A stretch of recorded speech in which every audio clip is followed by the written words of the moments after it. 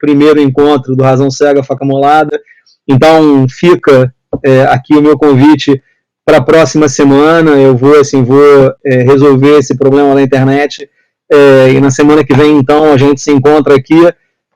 Vou simplesmente, então, sintetizar o que está em questão nessa expressão razão cega, faca molada.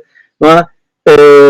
O que é importante ter em vista é exatamente o fato de que essas expressões hoje da estupidez mais galopante, da presença mais inacreditável de afirmações, não é? O fato de que você se depara hoje com o retorno do terraplanismo, com o movimento antivacina, com todo um questionamento, que é um questionamento de posições científicas em geral, o fato de que você repentinamente se depara com as pessoas falando eu acredito na ciência, eu não acredito na ciência, como se na verdade o que tivesse em questão fosse exatamente crença ou não crença em experiências científicas, etc. O importante nesse espaço é discutir exatamente em que medida essas expressões, esses fenômenos, não são fenômenos completamente erráticos, não são fenômenos que surgiram do nada, mas, ao contrário, são fenômenos que estão completamente enraizados em um campo histórico e em todo um conjunto de decisões que foram preparando exatamente a possibilidade de uma experiência como essa. Não é? Razão cega, nesse sentido, é um termo para designar o fato de que a razão tradicional, a crença estrutural do homem da tradição nas potencialidades da razão, ela entrou em crise. De um tal modo que essa experiência hoje tão comum entre nós, que é a experiência, por um lado, de uma dependência cada vez maior de todos nós em relação aos utensílios técnicos, a todo esse conjunto de elementos técnicos que estão cada vez mais próximos de todos nós, o computador, o telefone celular, o sistema de navegação nos carros, a televisão, o acesso imediato à informação, sabe?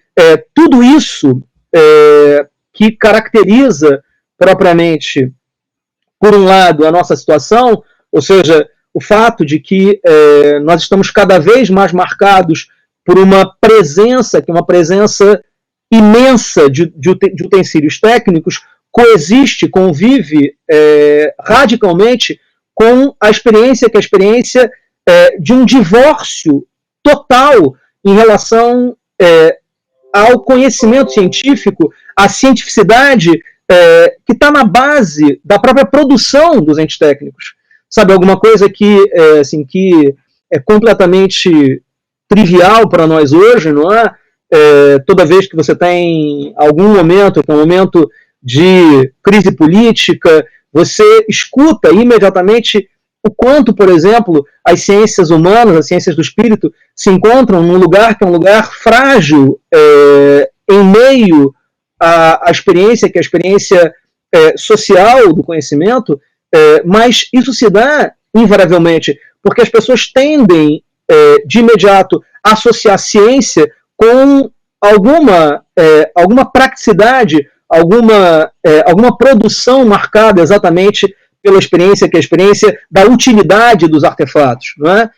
Mas isso exprime exatamente o que o Max Weber, então, no Ciência como Vocação, descreveu como essa característica do mundo contemporâneo, que é exatamente o fato de que, por um lado, nós estamos completamente marcados pela presença dos entes técnicos, por outro lado, qualquer aborígene, qualquer homem da pré-história tinha mais conhecimento das tecnologias empregues para a produção de seus artefatos do que nós temos. Não é?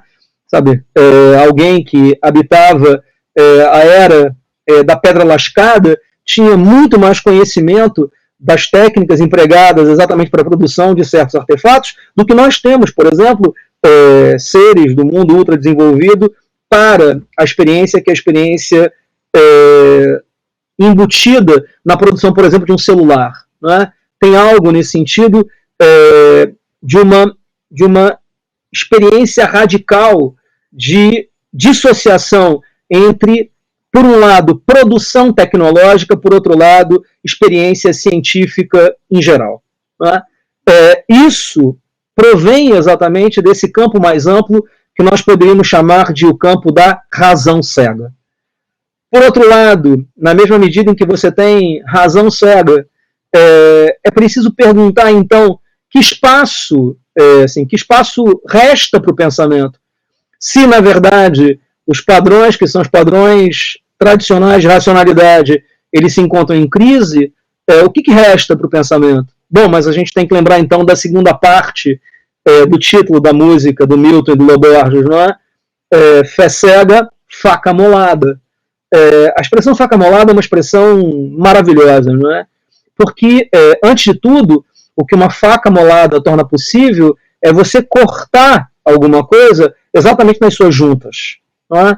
É você conseguir radicalmente separar as coisas para que você possa considerá-las com a atenção que elas exigem de todos nós. Não é? Por isso, a supressão, a crise, a falência da racionalidade tradicional, ela não abre de jeito algum a experiência que é a experiência de uma espécie de Deus dará, não é? Uma experiência de tudo pode, onde então nós teríamos uma possibilidade de imaginar todas as possibilidades do dizer como se elas fossem equivalentes. Não, é o contrário que é o caso. Exatamente na medida em que se tem crise da razão, exatamente na medida em que você tem crise da racionalidade tradicional, se tem ao mesmo tempo a necessidade de amolar as facas. Pensadores contemporâneos nesse sentido, se a gente pudesse dizer assim, eles aparecem para nós agora como amoladores de faca, não é? Ou seja, como esses que de alguma forma se importam extremamente em ir ao encontro daquilo que precisa ser pensado, assim, que vão ao encontro daquilo que nos requisita radicalmente nas nossas possibilidades de conhecimento em geral, de relação com as coisas, de ação, etc. Bom, a pergunta que a gente tem que fazer nesse sentido, antes de tudo, que crise é essa? Que crise é essa que abre, então, o espaço para que se possa falar, então, de alguma coisa como razão cega? E de que racionalidade você está falando? De que racionalidade se está pensando? O que na verdade, aparece aqui como um correlato, que é um correlato desse modelo tradicional de racionalidade? Bom, se nós olharmos para o mundo moderno, para o mundo onde, de alguma forma, vai se constituindo exatamente a possibilidade de se pensar uma racionalidade humana, no sentido mais amplo que essa palavra tem, não é? Se a gente olha para o mundo moderno, o que o mundo moderno quer, antes de tudo, é reduzir as possibilidades de conhecimento às bases certas e seguras do conhecimento racional humano. O que está em questão, fundamentalmente, na modernidade, é uma espécie de equiparação entre aquilo que há para ser e aquilo que há para ser pensado. E, ao mesmo tempo, a Constituição, que é a Constituição de todo o espaço, que é o espaço da razão humana, como um espaço de demarcação, de delimitação desses elementos estruturais que condicionam um conhecimento certo e seguro dos objetos.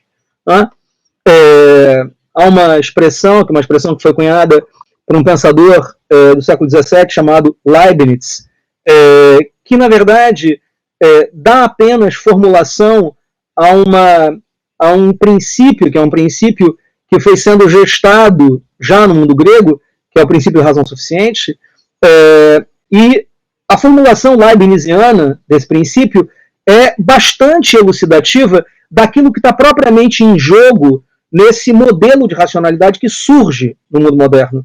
O Leibniz diz, nada é sem razão.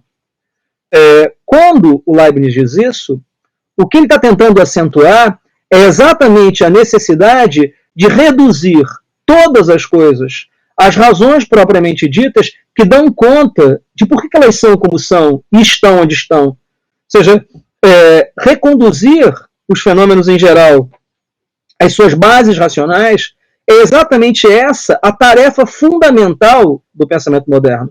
Encontrar na razão humana, encontrar exatamente nesse espaço, que é o espaço de constituição da racionalidade, a possibilidade, que é a possibilidade plena de assunção das coisas.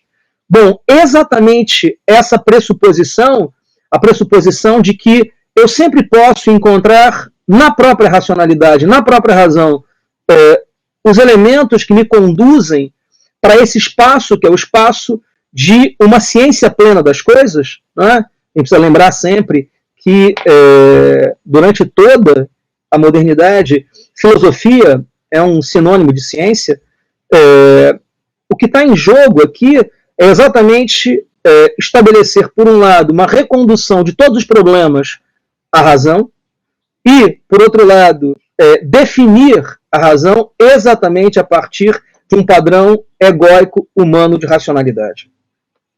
Bom, exatamente esse projeto, que é o projeto de redução de tudo que há para ser a tudo que há para ser sabido, né? Exatamente esse projeto, que é o projeto de supressão de todas as bordas inacessíveis da totalidade, esse projeto de plena racionalização do espaço existencial como um todo, é esse projeto justamente que entra em crise no final do século XIX.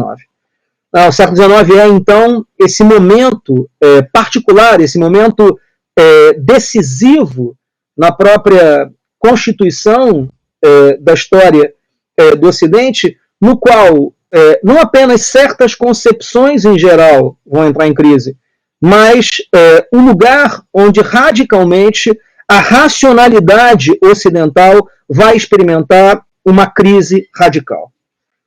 Existem muitas possibilidades de se pensar essa crise, existem muitos modos de se falar dela, existem muitas formulações possíveis, não é? De alguma forma, todas essas formulações elas apontam exatamente para essa radical impossibilidade de retenção da ideia de que tudo cabe exatamente na razão. Se a gente olha para a filosofia do Nietzsche, por exemplo, e acho que o Nietzsche é o pensador-chave para a gente discutir aqui, a princípio, essa crise, não é? Porque, de alguma forma, o pensamento nietzschiano é exatamente esse pensamento no qual a crise da razão tradicional ganha voz de maneira total. Não é?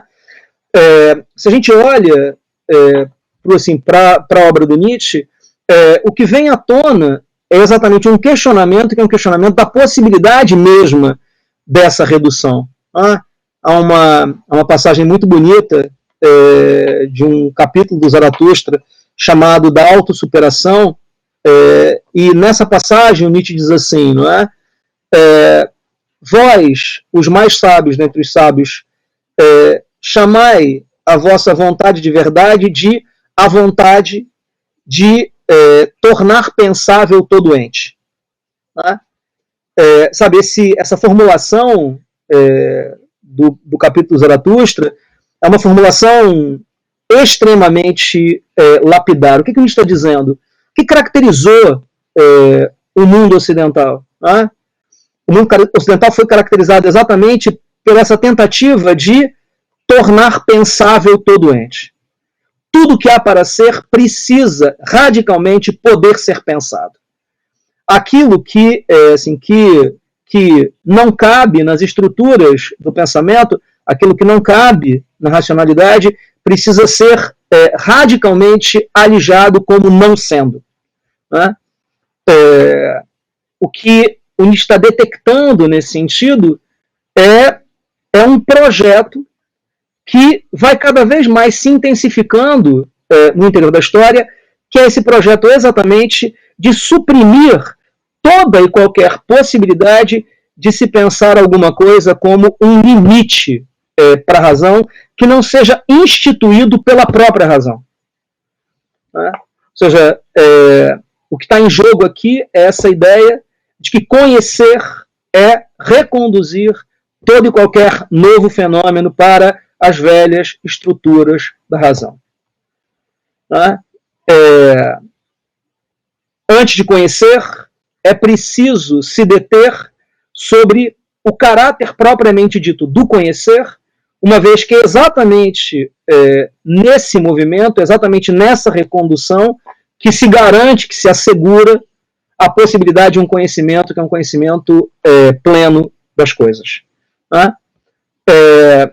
O que a gente vai acentuar, por outro lado, é exatamente o quanto a própria formulação tornar pensável todo ente revela o quanto o ente, por ele mesmo, não é pensável. Né? Sabe, é um requinte de argumentação, não é? Sabe, um luxo no modo de apresentação dos argumentos. Né? O que o Nietzsche está dizendo? Ele está dizendo, se o ente já fosse pensável, então não faria nenhum sentido pensar uma coisa como um projeto de transformação de todo ente em ente pensável. A nossa tradição, nesse sentido, ela aparece agora exatamente como essa tradição marcada pela tentativa incessante de transgressão de limites específicos do próprio movimento. É algo paradoxal. Por um lado, você está numa tradição, que é uma tradição completamente marcada pela ideia de que é preciso reter a razão nos limites do conhecimento, não é? Essa é a essência, por exemplo, do projeto, que é o projeto de um pensador como Kant. Por outro lado, exatamente na medida em que a razão ela pensa todos os limites como limites impostos pela razão a si mesma.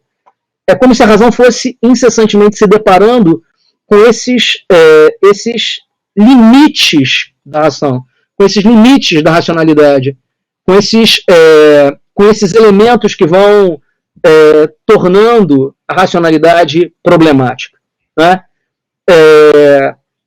Esse ponto vai ser exatamente o ponto para o qual eu vou retornar aqui muitas vezes. Né? O que caracteriza o século XX, o que caracteriza o século XXI? O século XXI é um século de crise da razão. Nesse sentido, o que está acontecendo com a gente hoje, né, essa confrontação imediata com uma vinculação, que é uma vinculação a posições políticas, por exemplo, completamente desprovidas de racionalidade, né, quando você constata exatamente o quanto as pessoas elas se vinculam a experiências que são experiências cada vez mais marcadas por uma espécie de imediata assunção dessas posições a partir de elementos que transcendem completamente a racionalidade. O que está falando através dessas posições é exatamente a falência da razão tradicional. Quando a gente se depara com esses movimentos, que são os movimentos que deixam todos nós perplexos, não é? Esses movimentos, que são movimentos claramente marcados por uma certa agenda regressiva, o claro é que esses movimentos eles são todos marcados por uma dificuldade de se manter exatamente nesse espaço, que é o espaço onde a razão por si mesma já se encontra legitimada. O ponto nesse sentido, a questão para todos nós, passa a ser, então, entender essa crise e, ao mesmo tempo, acompanhar que desdobramentos possíveis se abrem a partir da crise. Né? Ou seja, por um lado, seguir a crise nas suas determinações estruturais, entender um pouco melhor o que caracteriza, afinal, essa crise de de determinações tradicionais da racionalidade e acompanhar, ao mesmo tempo em que essa crise, exatamente como qualquer crise, ela não nos confina numa espécie de, assim, de condenação a uma absoluta supressão de racionalidade, mas o quanto essa crise, por outro lado, ela abre novas possibilidades para o pensamento. Né? Isso para nós é decisivo, porque a luta por esses novos padrões de racionalidade, ela não é mais uma luta completamente marcada pelos espaços, que são espaços restritos da academia.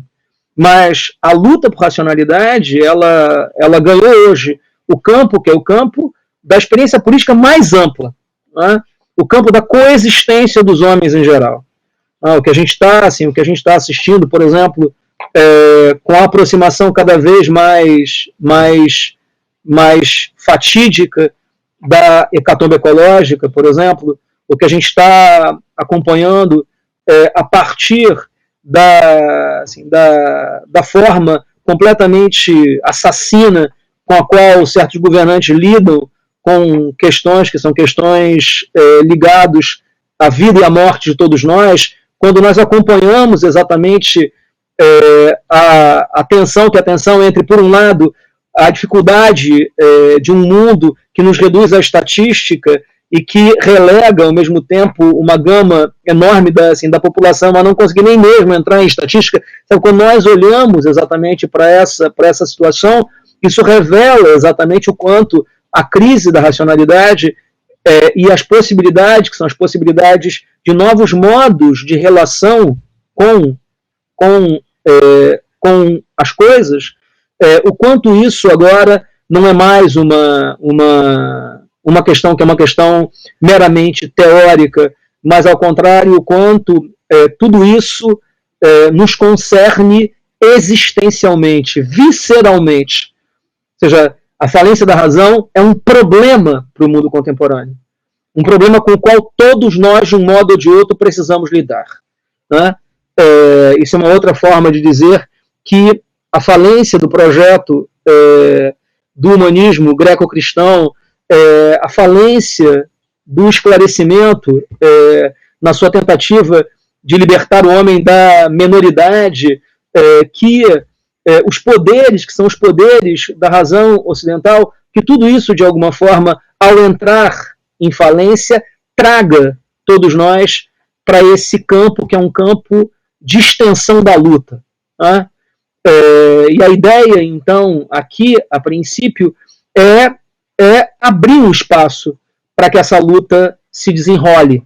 Né? Ou seja, abrir um espaço para que se possa ter exatamente uma possibilidade, que é uma possibilidade de condução plena da luta. Né? Vamos então, já que assim que a internet resolveu cooperar, não é? Vamos entrar um pouco mais nessa experiência da razão cega e vamos ver até que ponto ela consegue abrir para nós novas perspectivas. Né? Como eu estava comentando com vocês a princípio, então, é importante para compreender que lugar é esse no qual nós nos encontramos. Né? Então, assim, é fundamental para que nós, possamos acompanhar o traço estrutural do sentido mesmo que articula as nossas ações em geral, ou seja, para que a gente possa entender o que está acontecendo com a gente. Eu fico sempre muito comovido, né, ao perceber o quanto todos nós, né, assim, estamos perplexos, né, diante do que vem acontecendo no Brasil e no mundo. Né? Sabe, o quanto repentinamente você se depara assim, com posições que são posições absolutamente inacreditáveis. Não é? Sabe, mas perguntar sobre o sentido do que está acontecendo significa, de alguma forma, poder fazer frente ao que está acontecendo. Tem uma frase do Deleuze, do Gilles Deleuze, que eu gosto bastante, né? No Diferença e Repetição, O Deleuze, ele, numa certa passagem, ele afirma que pensar é um ato de violência, né? E quando ele diz isso, o que ele está dizendo, ao mesmo tempo, é que pensar significa romper exatamente com todos esses conceitos que, de alguma forma, se encontram dados, prontos, não é? E se deixar requisitar pelas coisas mesmas, não é? Ir ao encontro daquilo que precisa ser agora pensado, não é? Isso é uma forma de dizer que todo pensamento, na sua violência, tem um certo papel político, né? Uma vez que ele não apenas descreve a nossa situação, mas ao descrever a nossa situação, abre perspectivas para que cada um de nós possa se apropriar dessa situação, né? Por isso, me parece extremamente decisivo, então, esse primeiro passo, né, que é perguntar por que razão cega? Né? Por que a razão não consegue mais dar conta? Por que mesmo em momentos onde nós nos vemos completamente nas mãos da ciência, não é?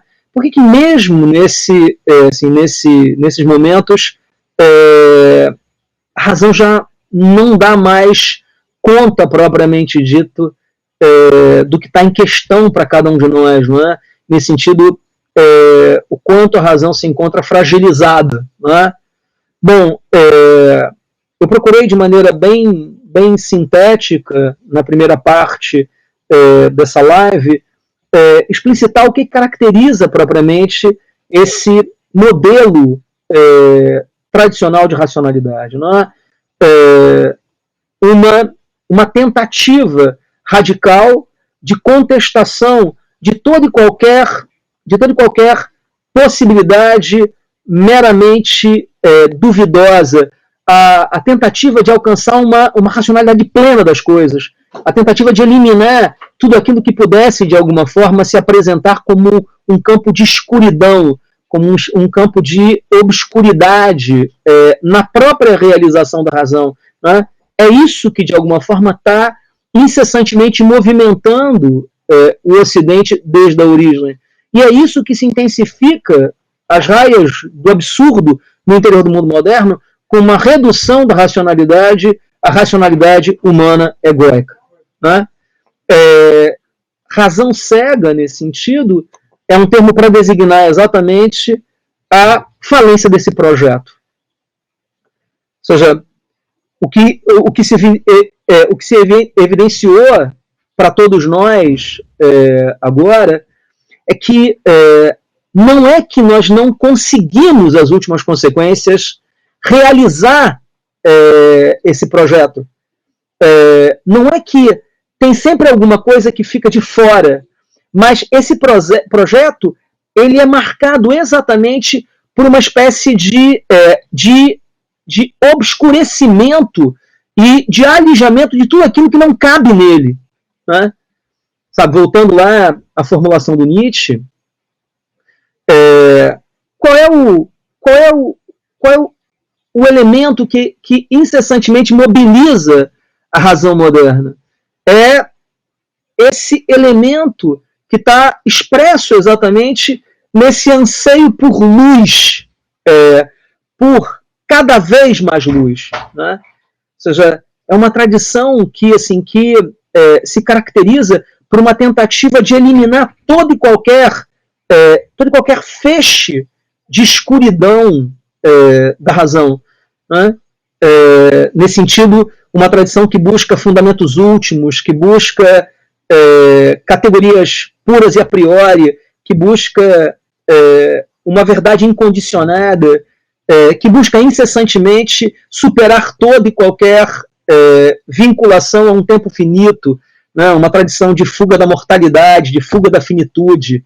Né? Tudo isso está presente nesse projeto. Né?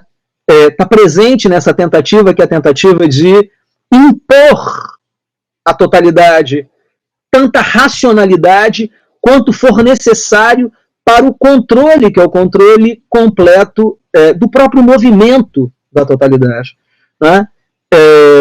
A razão, nesse sentido, ela sustenta esse mundo que é o nosso. Ela sustenta as possibilidades, que são as possibilidades de realização das nossas ações em geral. E é exatamente essa racionalidade que entrou em crise. Né? Ou seja, o mundo que é o nosso, é com isso que a gente precisa se haver a princípio, é isso que a gente precisa ter em mente, antes de tudo. Ele é um mundo marcado pela impossibilidade de retenção desse modo tradicional de relação com o todo. Né? Dito de outro modo, é um mundo no qual nós não podemos falar de fundamentos últimos, um mundo no qual nós não podemos falar de uma verdade incondicionada, um mundo no qual não faz mais sentido pensar em finalidades últimas, em princípios primeiros, não faz mais sentido pensar uma transcendência autonomizada, uma imanência autônoma. Sabe, esse mundo que é o nosso é um mundo que se inicia exatamente pela impossibilidade de retenção desse projeto de racionalização última de tudo. Né? É mais do que assim, do que evidente o quanto a falência desse modelo de racionalidade está presente nos fenômenos mais diversos. Né? Está presente na arte, com a supressão do figurativo, né?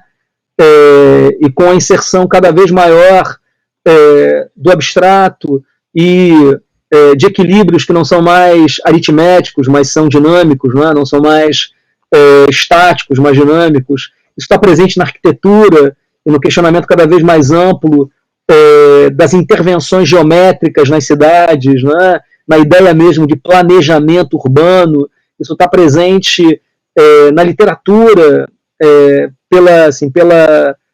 pela falência do narrador onisciente, assim, por essa característica dos personagens contemporâneos, que é exatamente esse surgir repentinamente num mundo que não se sabe como surgiu, assim, no qual nós não sabemos como agir, essa multiplicação infinita dos problemas e a dificuldade cada vez maior de administrar a vida, sabe? Por toda parte a gente tem exatamente essa experiência de fim.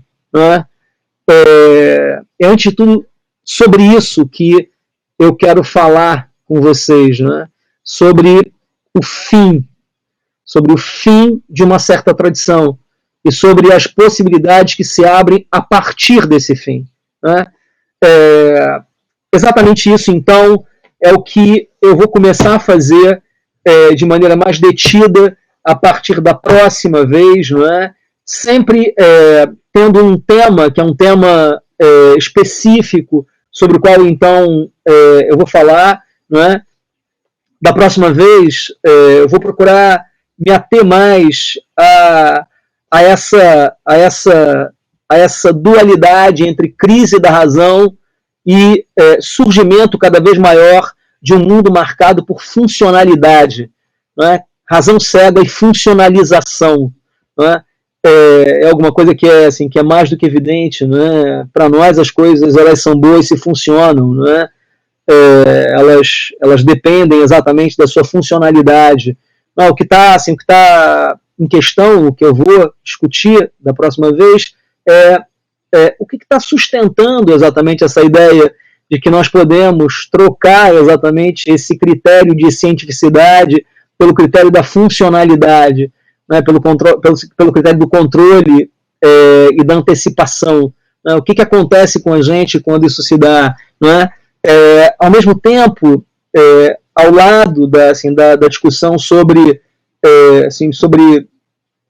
razão e funcionalidade, sobre falência da razão, crise da razão e funcionalidade, vou discutir um pouquinho com vocês, então, da próxima vez, esses elementos de dissonância que vão produzindo exatamente uma transformação, que é uma transformação no modo de relação com as coisas, não é? Tem uma frase do Deleuze que eu gosto, assim, também é a segunda vez que eu cito o Deleuze hoje. O Deleuze diz, assim, no que é filosofia, que quando alguém pergunta para você para que serve a filosofia, você tem que dar uma resposta, que é uma resposta violenta, né? E isso porque a própria pergunta já pressupõe todo um conjunto, que é um conjunto de elementos que são completamente aviltantes para a filosofia, né? Quando alguém chega para você e pergunta, então, para que serve a filosofia, é isso que o Deleuze está dizendo, você tem que virar para a pessoa e dizer assim, a filosofia serve para envergonhar a estupidez, para colocar de quatro a boçalidade, não é? A filosofia serve para evidenciar os estúpidos, os estultos, não é? Sabe? Mas quando ele diz isso, o que ele está dizendo é que a filosofia ela tem um modo de relação com as coisas que jamais se deixa pensar a partir dessa relação entre razão, funcionalidade e resultados da própria produção racional, não é? É isso, então, que a gente vai discutir um pouco da próxima vez. Eu toda quarta-feira vou estar aqui com vocês. Na próxima quarta, com certeza, a internet vai estar melhor. Eu troquei a internet, só não foi instalada ainda.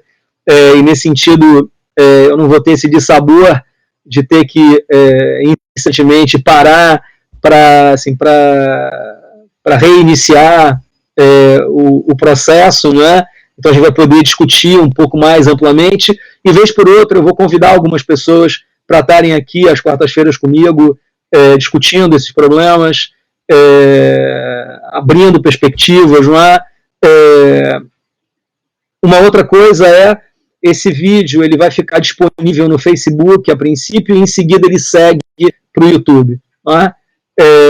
Convidar então todos vocês a estarem comigo aqui às quartas, para que a gente possa então construir um espaço de compreensão dos dilemas que assolam todos nós, né?